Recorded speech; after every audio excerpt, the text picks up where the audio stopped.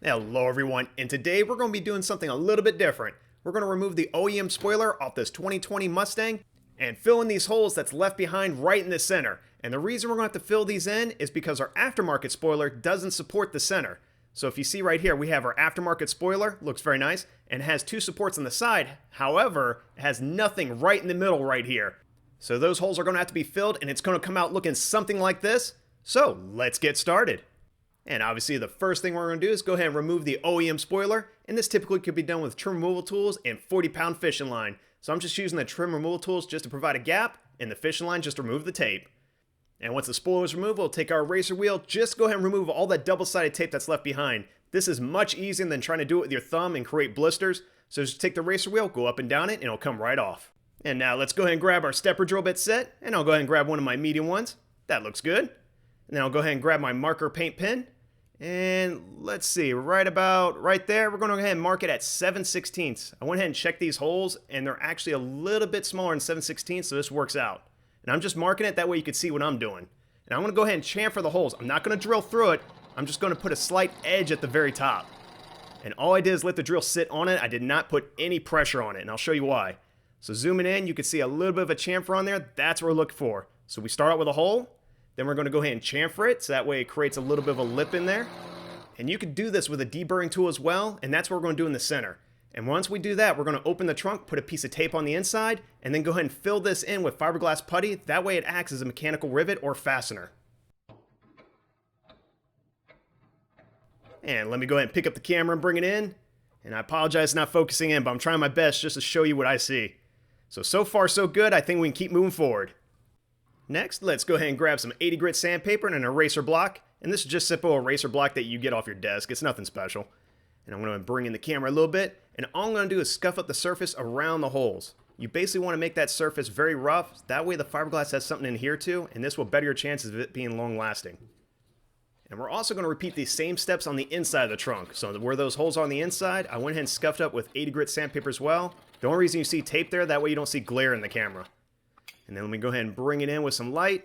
And as you can see, it's nice and scuffed up, looks really rough. That's exactly what we want. Alright, for this step, you're going to see this repeated all throughout the video, so just get used to it. So you're going to take some IPA and a microfiber cloth and just go ahead and clean the surface. And I'm going to start with the inside of the trunk, just because we're already there. Looks pretty good. And we're going to do the same thing on the outside as well. Apply a generous amount to my microfiber cloth. And we're going to dig into the holes as well. You just want to make sure that everything is spotless, that way we don't have issues later on. And now that our rubbing alcohol is dried, let's go ahead and apply some painter's tape on the inside of the trunk. And again, we're just going to apply it on the outskirts of the holes. We're not going to actually press down where the holes are. We want to give it a little bit of a gap in there. So you can see with my finger, I'm just doing the borders of it. And let's go ahead and do the left hole as well. Same thing. Barely press it on. And then just do the edges. So now let's go ahead and veer the camera off to the table. We have a nice cool mixing board. Looks pretty shiny. And then we have our glass filler. This works pretty good. This is really good at filling holes. And then we have the hardener that came with it. And of course, we're going to have one of our filler spreaders. These are very cheap to come by. So I'm going to put a little bit on the mixing board while trying not to make too much of a mess. Too late. And then take the hardener and go ahead and knead over a little bit because it could be watery. You don't know how long it's been sitting on the shelf. So just go ahead and mix everything in the hardener. Just make sure it's all consistent. Take the tab off. And we're going to put about maybe 1.5 inches, maybe a little line in there. And then go ahead and knead over. You don't want to mix this, that'll create air bubbles. You just want to take your spreader and knead over this glass. And do this several times, you're going to see the color change just slightly. And that looks pretty good right there. So now we'll go ahead and bring it to the vehicle. I'll apply a little bit of my spreader. And now I'll go ahead and place some right on the holes. I'm not doing anything fancy right now, I'm just glopping it right where the holes are for now, just to get it in place. And now I'll go ahead and press down very hard. I want to go ahead and push this in the hole. That's the first thing you want to do is just go ahead and fill these holes as much as possible. So for this step, press as hard as you can. You want to basically create that rivet on the inside of the trunk. And I'm going to go ahead and do another pass.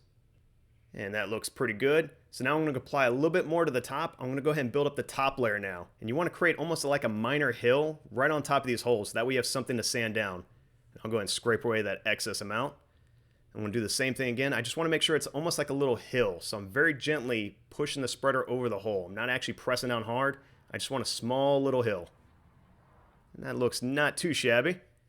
And I'm going to take some rubbing alcohol. You don't have to do this. I'm just doing it to make my job easy. I'm just cleaning around the areas I don't want this glass. So anywhere I don't want it, just taking this little cloth and just wiping it all away before it hardens. And while we're waiting for the filler to dry, let's go and open the trunk and remove our painter's tape. And I'm going to try to. I don't have any nails, so bear with me. Alright, so far so good. Let's go and do the other side as well. Yeah, that's definitely looking really good. And let me go ahead and bring the light in. Oh yeah, I think this is going to work out perfectly. I'm definitely not worried about this filler moving, so I think we're in great shape. And after about 45 minutes, let's go ahead and check it.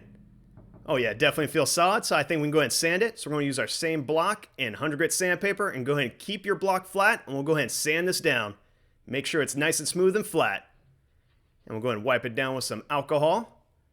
So far so good. Let's go ahead and bring the camera in. Now you can't really see as well because this thing won't focus to save my life, but there is a little bit of pitting in this glass filler, which this is expected, but don't worry, this is very easy to fix. And the way we can address this is by using glazing and spot putty. So I threw a little bit on the spreader, and now I'm going to go ahead and use my finger just to glop it where I want it, just for time being, because this stuff does dry pretty quick. Now glop it just pretty much where the areas where there's glass at. Alright, then I'll go ahead and use my spreader and flatten it out. Same thing as all, you want to push right into those pitting areas. You want to push that putty right in there. And I'm just doing several passes just to make sure they're completely filled.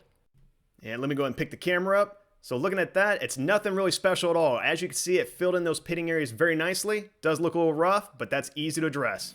So after 30 minutes, I went ahead and grabbed some 320 grit sandpaper and that same block. And again, keep it flat, and we just want to sand this down. After that, I went ahead and took some 400 grit sandpaper just to smooth out those scratches.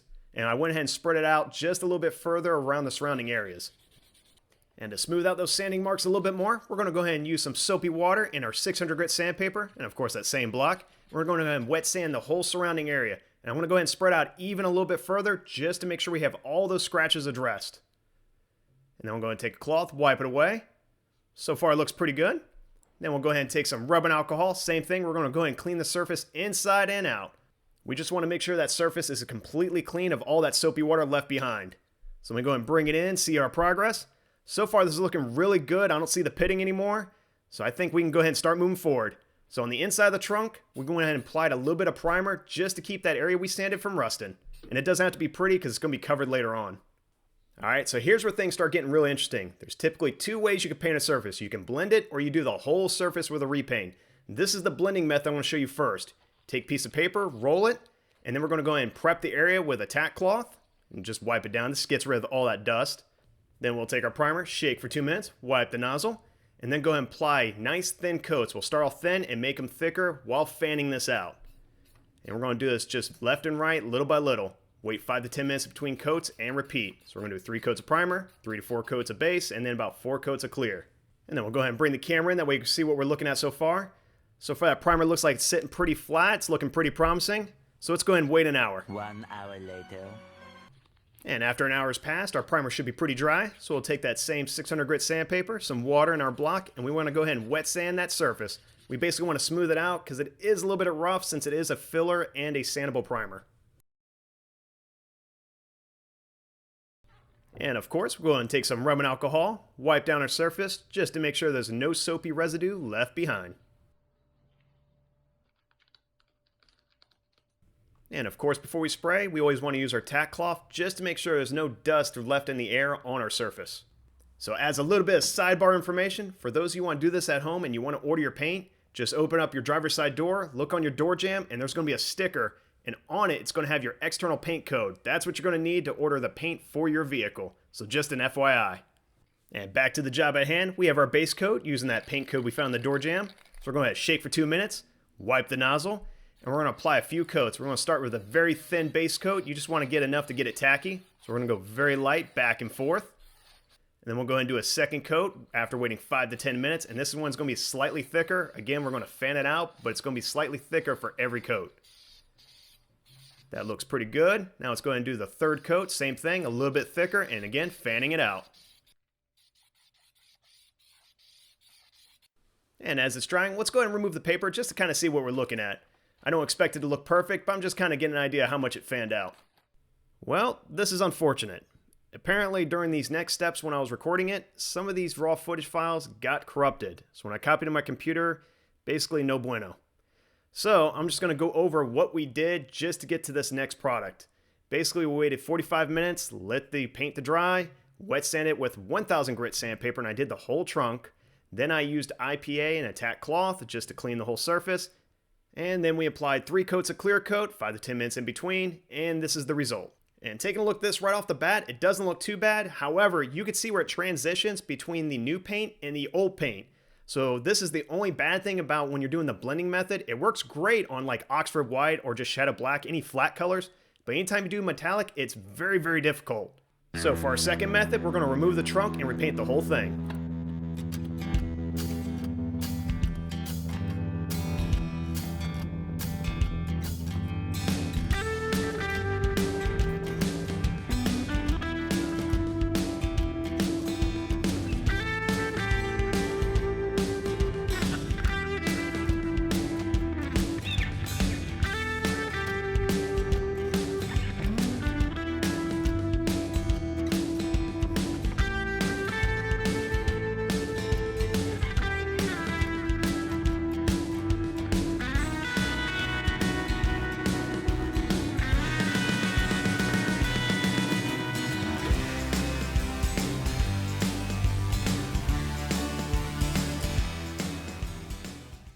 So now that we have the trunk on a nice stable surface, I'll grab my sander and 320 grit sandpaper and go ahead and start sanding this down.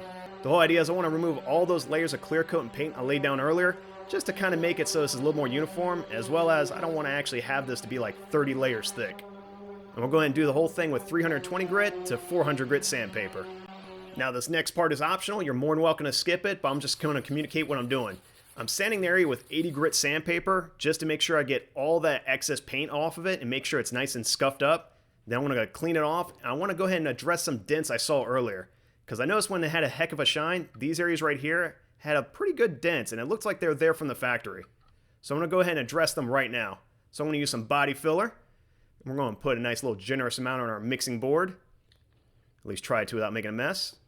And that's painter's tape, by the way, or scotch tape that's on the board, so I can go ahead and peel it off every time. Then we'll take our hardener, go ahead and put a nice little 2-inch gap on there. Very nice. Take a spreader. Same thing as we did with the glass. You just want to knead it over. You don't want to mix it.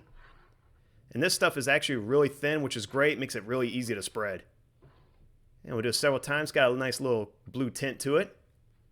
And then I'll go ahead and apply nice flat coats right in this one area. And I'm just going to go ahead and spread it very evenly. I want to build it up. And this body filler is really easy to work with. Not only is it thin, but it gives you a good work time. It's not like the spot and glazing putty where you have just seconds before it starts hardening up. So I got a little bit of time to build my nice hill up. And after about 45 minutes have passed, let's take a look. Yep, feels pretty hard. So now I can grab my 80 grit sandpaper and a sanding block. And this is pretty essential anytime you're dealing with dents. So I'll go ahead and take my sandpaper, put it around the block, and we'll go ahead and start sanding. And I want to go ahead and create the X pattern or a hatch pattern when sanding your area. This will create a nice flat surface, that way you don't have any divots or pits. So as you're probably aware, you can tell this process takes quite a bit of patience. So take your time, do it well, and you can tell you start getting close when you start seeing a little bit through that putty we put down. So I'm going to go ahead and throw a little bit of black primer in there, or etching primer, just to kind of get an idea if I have any high spots or not. So I'm just going to lay down a nice thin coat, and then go ahead and start sanding it and taking a look. So far I'm not seeing any high spots. Everything looks pretty uniform. This is already a good sign that we can start moving forward. And now let's go ahead and go to 120 grit sandpaper. Go ahead and do the same thing, and we'll go ahead and fan this out a little bit more. So all those 80 grit sanding marks we made, we want to start getting rid of them little by little. So I'm going to start working my way up each grit of sandpaper. So there's 240, same thing. Go ahead and sand it down and work my way out. And then we'll go ahead and move on to 400 grit.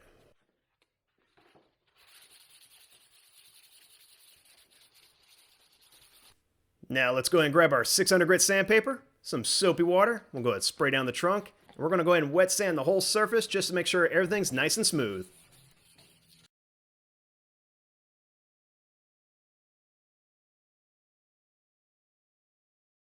And just to make it easier on cleaning, I just went ahead and doused the whole thing in water. Just go ahead and rinse it off.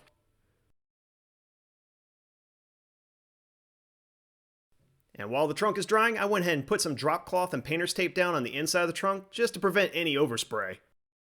And just to make sure we do our due diligence, we did the same thing on the front as well. We went ahead and taped it off right where the deck lid is, but we put the tape line a little bit below the deck lid. That way it seems seamless.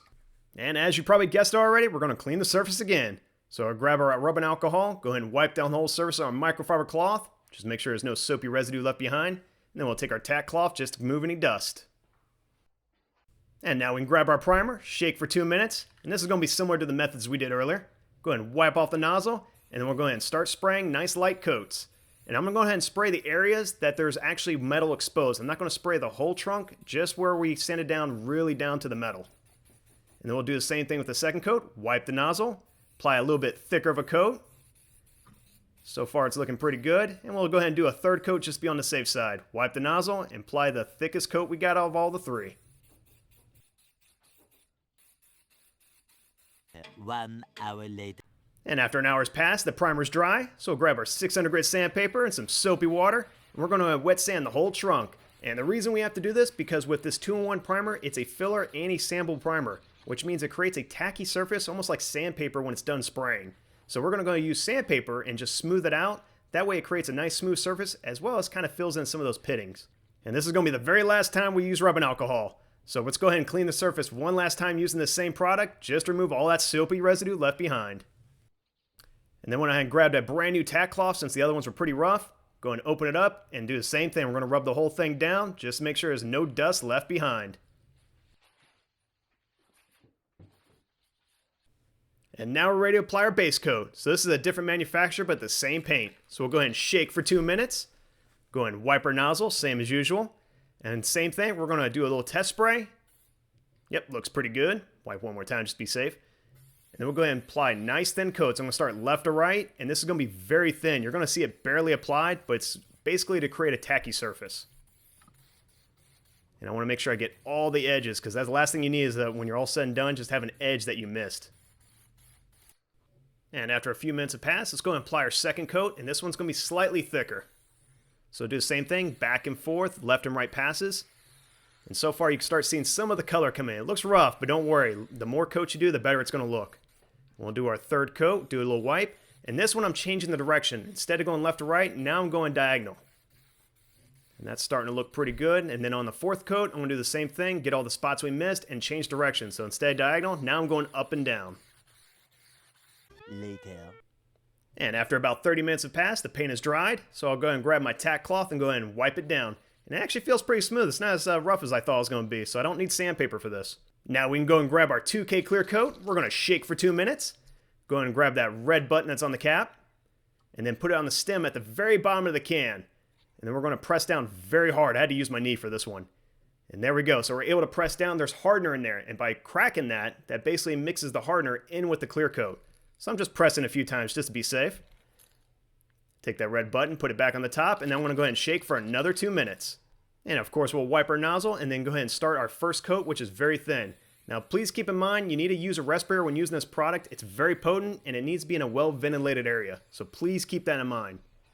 So I'm going to go ahead and start my coats very thin, go back and forth. And again, this is very thin just to create a tacky surface. And of course, you always want to get your edges. Don't ever forget those. And after about 5 to 10 minutes have passed, we apply our second coat. So I wipe the nozzle, and this coat's going to be a little bit thicker. Same thing as we always do thin and go thicker on every coat. Going to go left to right, starting to look pretty good, got a little shine. Wipe the nozzle again for our third coat, and again, I'm going to switch directions. So I'm going to go ahead and go diagonal for this one. And take your time, you want to make sure you got a nice even spray, and we're going to contour to the trunk. And then for our fourth and final coat, this is going to be our thickest coat. So take your time, make sure you didn't miss any spots because it's the last chance you get. So I'm going to go left and right, then I'm going to switch directions, and then go up and down, just to make sure we have every inch covered. So I had to pick up the camera and show you this. Check this out. This is right after I sprayed the fourth coat, so still a little wet, but look at that. Has a beautiful shine to it, looks really nice. I don't see any of those dents. I don't even see where the holes were. This came out looking really good. The next day. And after waiting a day, now we can go ahead and reinstall the trunk.